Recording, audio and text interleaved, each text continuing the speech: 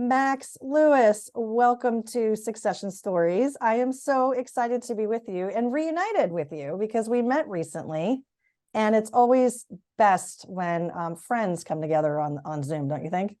Agreed. Great seeing you both. You look great. Oh, thank you. Thank you.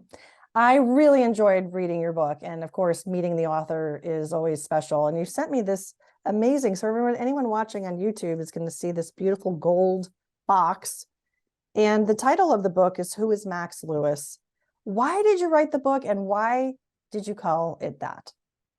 Okay, so it's interesting because a lot of people assume that I had like this goal of writing a book and it was like a bucket list item, but it actually wasn't. I wrote the book because a lot of people kept suggesting that I write a book about my journey, and that's a simple truth. A lot of friends and family they knew about my story, and sometimes when I would just tell them like what happened, they'd say, "Man, you should really write a book. You should really write a book." And then after hearing that about a dozen times, I was in the middle of COVID, and I said, "Well, I'm really bored. Well, I guess I should write a book." And I started writing the book, and quickly, maybe about, I don't know, maybe like 5 chapters in, I started to feel like, man, I really want to give back and teach people. And that's kind of where it shifted. So it was a good idea to write the book.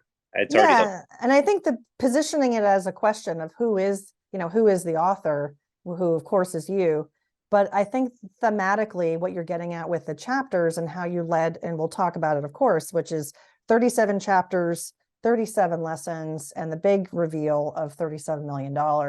So let's start at the beginning. Tell me about your family business, which I'll call family in business, if that's a good description.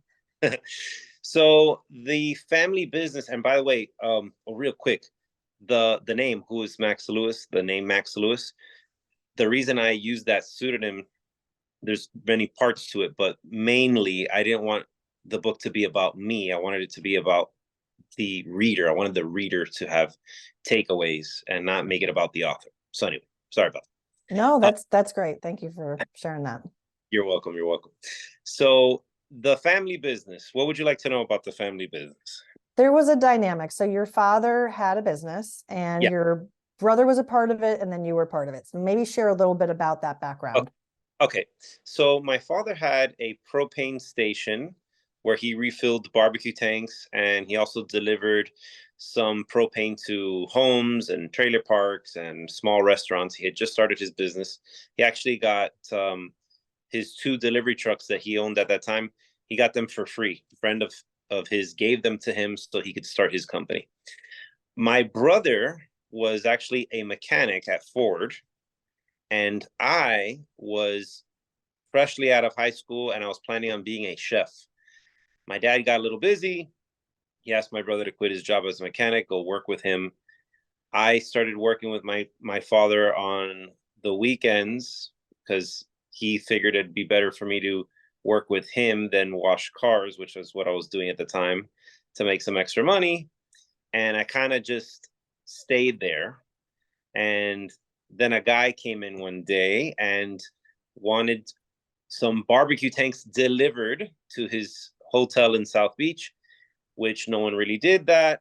And long story short, I took a leap of faith, and that eventually turned into a business. And I was trying to make it my own business, paperwork wise. And I made some mistakes there, which I know you've read about. And I teach the readers, hopefully to try to avoid some of those mistakes. It, Um, it was fascinating for me to read it because there were so many different turning points where you did make a mistake or there was a success.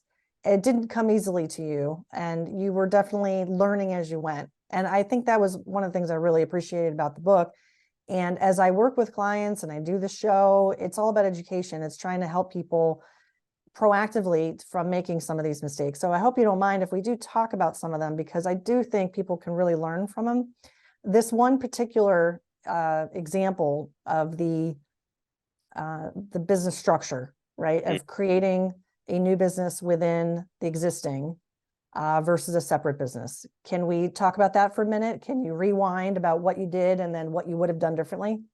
Sure, absolutely. So when I had my business concept, I made a delivery to this gentleman, I made some money, and I went home. I said, "Oh, I have this idea with my girlfriend," and I shared that with my girlfriend, and she says, "Make a business card and go into business for yourself." So I said, "Okay, I'm going to do that." That's all I knew, right? Business card and how to make a transaction. I'll give you this, you give me some money. So when I started researching and speaking to friends and family, I've heard that I could do a DBA, have a DBA of my father's business, which was, we call it local propane in the book. And if I did so, I could essentially piggyback off of his insurance and corporate structure and have a free trial attempt at running my own business without, doing all the legwork. So the mistake there was, by doing so, I'm giving them ownership of my business. So it was never really my business. It was their business doing business. The DBA is doing business as. That's what it stands for. So it was my company doing business as their company. So yeah, it helped me not spend any money, but I also gave away my company in the process. In the So beginning, it was a way to get synergy from costs and save money, and it was easy, and I'm sure many companies have done that where they've started something new within an existing entity, and then all of a sudden that new startup, right, within the enterprise is all of a sudden doing so much better. And that's what happened with you. Can you flash forward and talk a little bit about what happened and the dynamics with your family when you wanted to split out? What happened there? sure. So and to your point, no one does all the correct paperwork. Not, I shouldn't say no one does. Very few people do all the correct paperwork when they're starting out, because there's nothing to fight about. There's no money. We haven't done anything. It's just an idea. But good ideas and good businesses quickly become valuable. And then when you want to rewind the tape and say, "Hey, by the way, give me that paper saying that I own this place." Well, now that there's, maybe millions of dollars on the table, people are not going to be so willing to, maybe sign over the business. So something to keep in mind. Just always do the right thing from the beginning, from the onset. So the challenges were essentially, my little business ideas quickly became extremely profitable, very, very profitable. And again, I didn't own my business. They owned my business. And we had an agreement, like, let's say, a handshake agreement, but it really didn't really work out too well, primarily because I didn't have my paperwork in order, and also I was dealing with a sibling and family. And in my experience, and I've seen in many other people's experience, when you work with family, there's not a lot of respect. It's like, "Oh, it's Laurie, who cares? No, it's a big deal. Oh, it's Max, whatever, he'll get over it." And usually don't find that in business when you're the owner and they're your employees, or vice versa. People usually have a little bit more respect. And I don't know, it was just, in our dynamic, there was a lot of I'm the younger brother too, right? I'm the youngest of three brothers. And having a good idea and making a lot of money, making more money than the rest of my entire family, it, and then being in a position where they it's really was my brother, had a control over me. It's a big brother. It's like getting your brother in a headlock and giving him a noogie. Well, that's kind of like what he did to me, but a lot worse, unfortunately. But it was a good learning experience. Didn't feel like a good teachable moment when I was going through that process, as you know. Um, but if looking back on it today, and even a few years ago, it was great, because that's how you learn. These are part of life's lessons. And I even mentioned to a buddy of mine the other day, we were talking about it. I said, "You know what? There wouldn't even be a book if I didn't go through all those things, right?" So you got to be thankful. Effective blaming, they call it. I think you are humbly summarizing for our audience because this particular chapter was, I thought was it could have been a very explosive chapter in the way that you handled it. I think now that you were able to look back with a certain forgiveness towards your brother, that at the time I'm sure was very, very difficult. We should probably share just a little bit more about this story for everyone, but I do want everyone to read the book. So this is not going to be a replacement of go get this book. It's definitely worth a read. Can you share a little bit about what happened specifically towards the end of that situation with you and your brother? Well, I'll provide some color and then tell you what happened towards the end. So essentially what he was able to do with control of the business was lock me out of my own business, right? And when I say lock me out of my own business, I mean literally lock me out of my own business. He hired a armed security guard to keep me off the premises, and stopped paying me my salary, cut my medical, cell phone. I mean, there was a lot of things that were done that I think most people would have, I don't know, run them over with their car or something. I definitely had thoughts during that time. I'll tell you that at that time it was extremely challenging for me to navigate through that. But that's essentially what he did. He basically took over the business and locked me out of it. And and at that time I already had maybe 40 or so employees. So it was already a pretty good sized business. What was the second part of your question? How do you forgive? How do you move on? Okay. So the forgiveness part. Well, I think Tony Robbins and Going to Date with Destiny and all that really, really assisted me in that part of my life, because I did my best to try to control my anger and like see positive, but when you're getting kicked while you're down, it's very difficult to do that. But my faith also, I went to during my sabbatical that I was locked out of my business for 14 months. I went to Israel. I was baptized in the Jordan River, which was amazing. And what a profound experience that was. I think those moments really helped me and kept me at peace. And also having the ability to retaliate and not retaliating, I think to me showed it. I was proving to myself that I was more powerful, and like the things that were being done to me, it was like nothing. Like, okay, yeah, brush it under the rug, not a big deal. Because yeah, anyone could have acted out. Anyone could have done something, potentially dangerous or stupid. And by kind of like resisting that and focusing my energy elsewhere, energy goes where your focus goes. You feel what you focus on. Is a saying that I love too. It's a great saying. Yeah, I love it. There's an underlying piece of this story, which is about you creating value. You determined through blood, sweat, and tears how to build this business. What was initially this startup, which became much, much bigger company than the original propane business. And there were some key aspects to the growth and value creation. And I wanted to dive in on a few. Which ones stand out to you the most?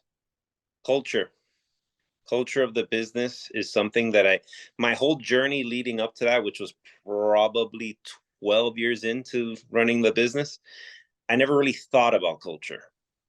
That word, I probably didn't even know the definition of culture, 10, 12 years in. And when I studied with Keith Cunningham, who is, he's the book that Robert Kiyosaki writes, Rich Dad, Poor Dad. Yes. The rich dad is modeled after Keith Cunningham. Robert Kiyosaki didn't really have a rich dad. It was Keith Cunningham who's the rich dad. He studied with him. And when he wrote his book, he modeled his rich dad after Keith Cunningham. So I studied with Keith Cunningham as well. And when I learned everything that Keith had to teach on that subject and many other subjects, I tested it. I tested the water. So I was like, okay, he's basically saying that you need to put your employees before your customers and create create a good environment for them, make them happy. And then once that's taken care of, then we start focusing on customers. And if you think about it, and I mean, it makes a lot of sense. If they're happy and you have the right players on the team, they're going to do a great job for you. They're going to keep your customers happy. And if you have, for example, if we had Barry Bonds and Alex Rodriguez and Mark McGuire in their heyday all on the same team, are they going to hit home runs? Absolutely, they're going to hit home runs, right? But and then what's another element to that is keeping them happy, right? They're going to want their drinks and their nice cleats and uniforms and things like that, which a lot of companies, especially my company at the time, prior to studying with Keith, I didn't focus on that. I gave them the cheapest shirt I could give them, the cheapest pants. Everything was like the cheapest. Whatever we can get away with, bare minimum. Oh, we're giving away pens? Perfect. Get the cheapest pens and scribble our name on it. Like just it just sucked. And then when I started about, if you don't like it, chances are the people you're trying to impress are not going to like it. And if you wouldn't like it as an employee, guess what? Your employees are probably not going to like what you're giving them also. So changing that focus and really walking in through the doors every single day, I'm like, how can I make this place a better environment, a better place to work? The key was asking the employees, hey guys, what, like one of the first things was the vending machines, which I know you read about.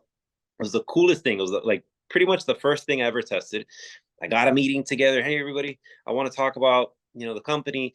I want to know what you think could make this a better place, to work. And people started saying all kinds of things, but one thing kept coming off more than others. Vending machine, vending machine, vending machine. It's like vending machine. How hard is that? Okay, get a vending. I told my manager, hey, get a vending machine, put it back there in the corner. What do you guys want? Oh, soda, this, that. Okay, great, put it there. Screaming, cheering. Yeah. They was like, they were so I've never seen them that happy. I've never seen the employees that happy. I was like, they're so happy about a freaking vending machine. Like this is bizarre, but no one had ever listened to their request before. I had never walked back there and said, what do you guys want? Right. And as an exercise, I became very good at that. And I ended up creating a beautiful culture by the time I sold the business. But just using that as a skill and taking like a survey of what the employees need or want, and it went for everything: the clothes that we wore, the paper that we used, everything. I got everybody involved, and when we were all involved, it was just like this energy, anything that got in our way, like we just bulldozed through it. It was so beautiful to see that like transpire. It was incredible. So I think creating a culture and asking your team questions, the right questions, and then giving them what they want is huge part of business. One of the other things that struck me in your book was your goal setting, your ability to focus on what it is you wanted to achieve and why. And there's 3 questions that you kind of run throughout the book. What do you want? Why do you want it? And what are some of the things you can do to get what you want? How did you come up with the idea to draw out your goals and frame it that way? I initially started that exercise way early on, like when I started the business, without really knowing what I was doing. I just had a paper and I remember one of the first things I wrote down was I wanted $3 million of properties free and clear. I wanted a pickup truck and I wanted a house. Like those are my goals, and I taped them on the back of my door in my home. In my efficiency, I should say. That's where I lived. I lived in efficiency. Taped it on the back of my efficiency. And I remember when I was pulling that off the door when I was moving into a paid off house that I bought cash. And I had like $5 million in properties paid off at that time.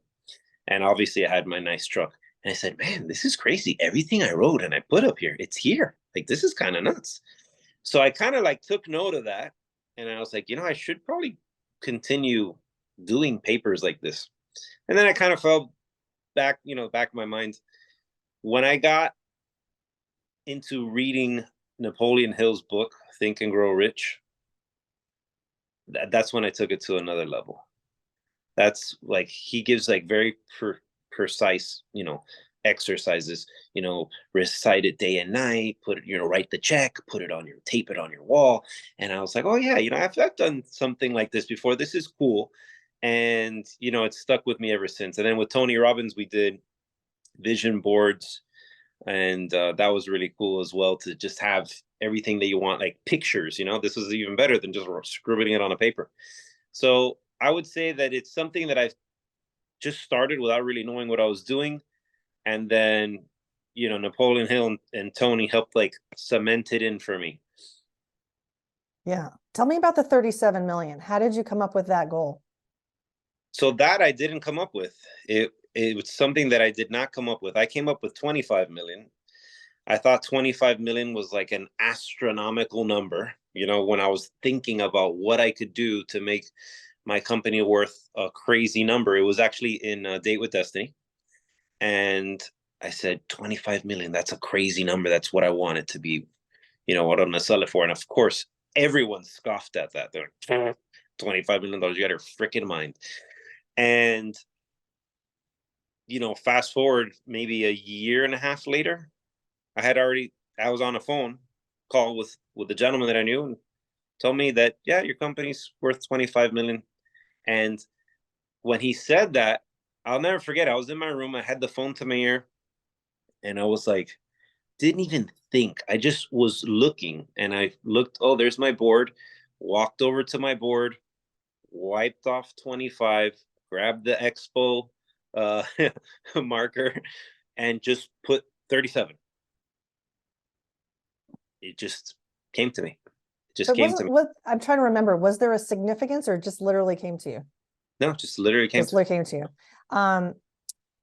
What's interesting about that part of the story, which is a lot of business owners don't know what their company is worth. Like I'm going to generalize and say 90%.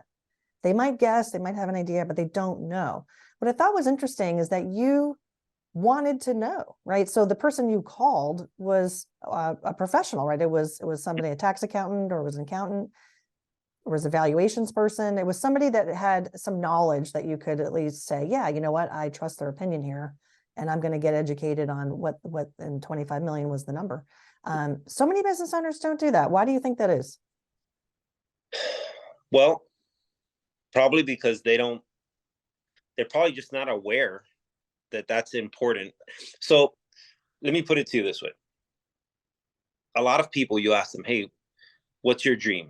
Right? And let's say, for example, there's a good percentage of people who say, I want to win the lottery.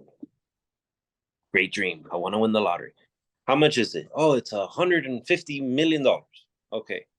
Wow. That'd be incredible, man. I hope you win. Great. What they don't do is think, what do I actually need to live the life that I want to live?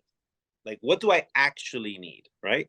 If you want to fly around on a jet all day long, you don't actually have to buy a $50 million jet. You could get a membership and pay 100 grand a year, right?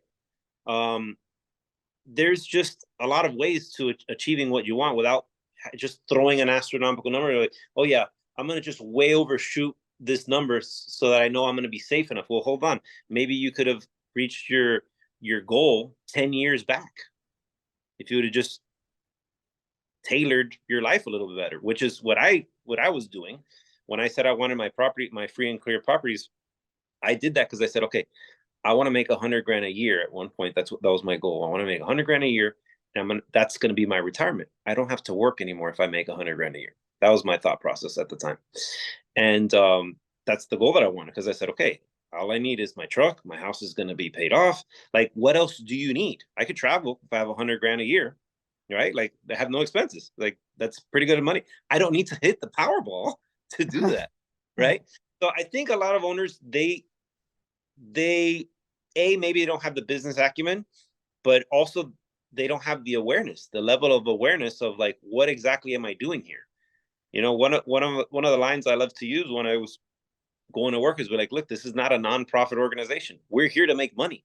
If I'm not making money, there's no point in me being here. I'd rather be somewhere else, right?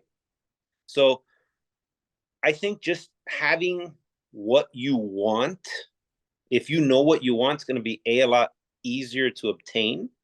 And I think as a business owner, especially in my case, I said, okay, like that number, the 25 million to me was, okay, something crazy, right?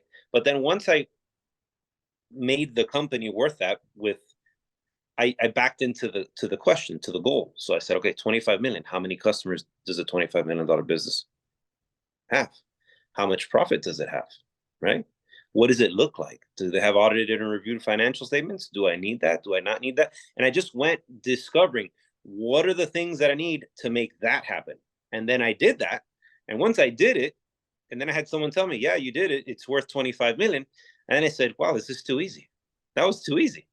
I could have been working for another 20 years and not known it was worth 25 million, right? Because I could just stayed working. But getting the answers to the question, it's like the recipe, the ingredients for making a cake. What do I need? I need sugar, I need flour, I need water, I need some eggs. Get those things first and then go make the cake. Don't just say like, man, I really want cake. Okay, well, what do you need to make cake? I don't know. I don't know. Right? That's kind of like how a lot of people, approach it, which is so funny. Yeah, they're guessing. And that's what I loved about your story is you got there and beyond. And you took the time to get educated. You were learning as you went, right? This was your first business that you were growing and eventually sold it. But we don't have all the answers when we're doing that, right? We don't know how it's going to turn out.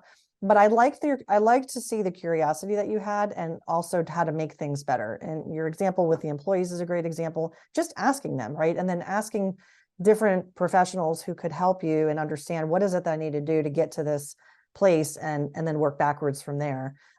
So let's talk about ultimately the sale and the sale process. I think if I recall correctly, you ran the process yourself. What did it entail? What were things that were painful? What worked well? So it was very similar to the rest of my journey, which was at first, I don't know what the hell I'm doing. This is scary. How do I do this? Right? Everything has been like that. Every step of the journey is like when you get to that next step, you're like, I don't know what I'm doing. I don't know. Well, when you switch it to what do I need to know? Who do I need to talk to? Whose advice do I need to get? What do I need to learn? Who do I need to learn from? Then it gets a lot easier. With a couple of phone calls, you already start to, that level of anxiety starts to taper off and you start getting, okay, well, I might be able to handle this, right? So first thing I did was what I was told to do by a couple of people. Get yourself a what are these companies called? Basically a broker. Broker is going to sell your business. They have experience. Call them. I called these guys. And what I found with the two gentlemen that I spoke to, which they were very nice people, by the way, they didn't believe my company was worth what I was told it was already worth by a business development professional in the space who could possibly buy my business. They didn't believe it was worth that much. B, I found myself educating them on every single piece of the business. And I was like, well, shit, how are you going to sell it if you don't know anything, right? And and lastly, I would have to pay them 2% of the sale. And when I did the math, it was like $875,000 or something. I said, hold on a second. That's three strikes. you know, I gotta educate you. You don't believe in it like I do, and then I'm gonna have to pay you. I said, you know what? Maybe this is something that I could do myself. I've done a lot of other things myself. Why not add another one to the list? So I approached that, um, with the knowledge I had, and then I started talking to people in the industry, people that were in business development. I asked them questions. Hey, what do you look for? And it's funny because one of the things I did, one of the biggest companies in the country, I asked the guy, I reached out to him on LinkedIn, cold call, like email. Hey, man, I own this company.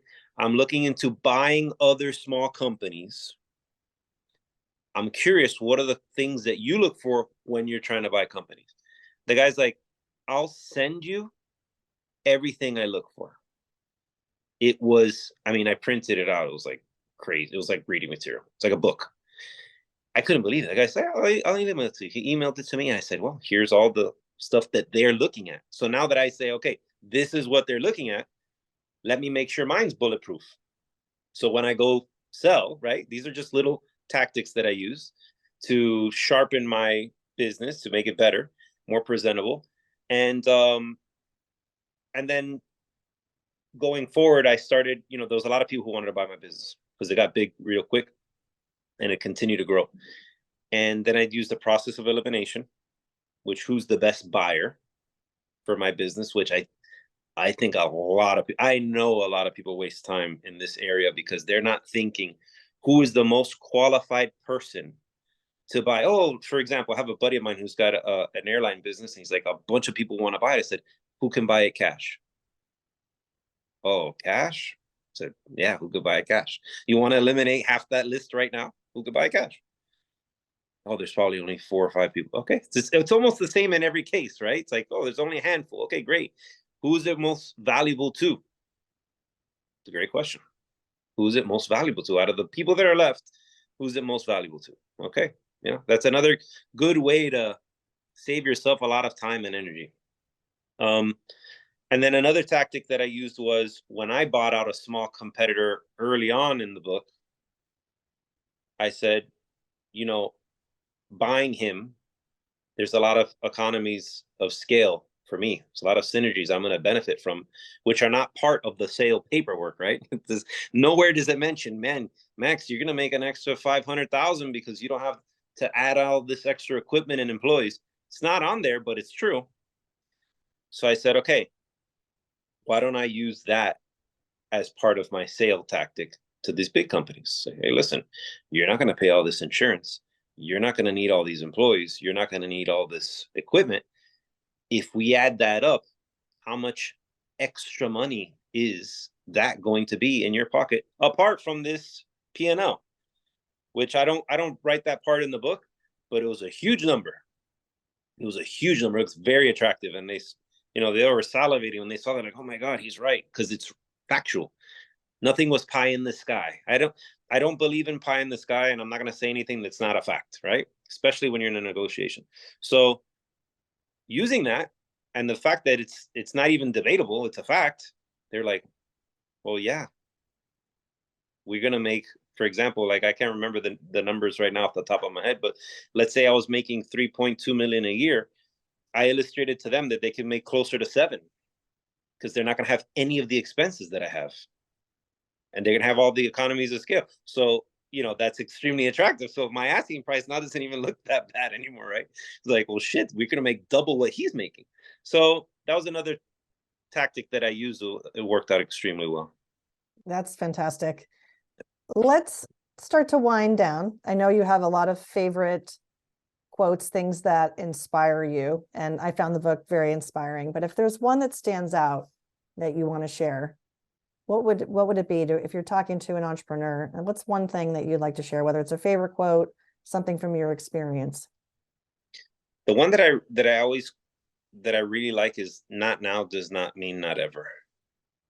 I wrote that in one of the reflections of the book, and it just meant a lot to me, because a lot of times when you're starting out, when you're embarking on something, it's very easy to feel defeated. It's extremely easy to get discouraged, and even when you're doing everything right, doesn't mean that you're going to get rewarded in that instant. You might not get rewarded for another 10 years. We don't know, but that doesn't mean you should give up. It doesn't mean you should give up. It doesn't mean that you should quit. And it doesn't mean that you're not going to win someday. Is that going to be today? Maybe, maybe not. Could be next week, could be next month, could be 3 years from now. But just because you're not winning right now doesn't mean you're not ever going to win. So you got to keep it. Thank you. I love it. Thank you. Max, if people want to stay in touch with you and learn more, what's a good way to do that? I'm pretty active on Instagram, and you could email me, max@whoismaxlewis.com. Pretty easy to find. Awesome. Awesome. Max, thank you so much for coming on the show, sharing your story and talking about the book and your experience. I really appreciate you. Anytime. Thanks for having me on. It was great to see you again. It's great to see you. And to our listeners, be sure to follow Succession Stories in your favorite podcast player and on YouTube, and leave us a review. 5 stars. 5 stars helps the show get discovered. To learn more about maximizing the value of your business and planning your transition, sign up for our newsletter and book a complimentary call with me at thebusinesstransitionsherpa.com. Join me next time on Succession Stories for more insights from transition to transaction.